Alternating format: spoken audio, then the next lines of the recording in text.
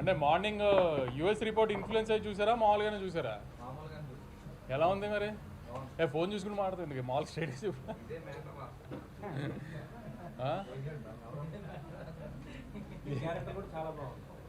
ఓ correct, మర్చిపోయా. నేను దిల్ రాజు గారు ఉన్నాం కదా. ఎలా ఉన్నాయి క్యామియోలు? అదే అదే హరిశంకర్ గారు అండి. ఓకే లాలా పోన్లే. ఎంజాయ్ చేశారా? నేను చెప్పాను కదా, నేను ప్రెస్ ముందు, ఈ సినిమాకి ప్రెస్ ముందుకు వచ్చినప్పుడల్లా అదే చెప్తూ వచ్చా.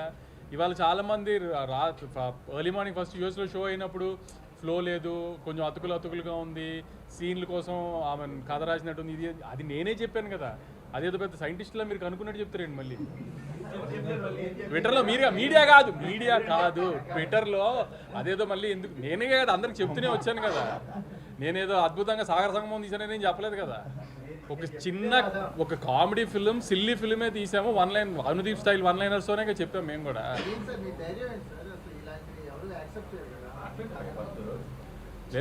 ధైర్యం ఏంటంటే, ఇప్పుడు అనుదీప్ లాంటి వాడితో సినిమా తీస్తున్నప్పుడు ఎప్పుడు ఆ రిస్క్ ఉంటుంది. ఆమె కుదిరిన రోజు ఎంత పెద్దగా కుదిరితే అంత పెద్దగా కుదురుతుంది. అప్పుడప్పుడు మిక్స్డ్ వస్తుంది. దానికి ఏం చేస్తామో ఏదైనా రిసీవ్ చేసుకుంటామే కదా మనం. అలా అని ప్రతిదీ కరెక్ట్గా మనం అనుకున్నట్టు జరుగుతుందని కాదు కదా, అంతే.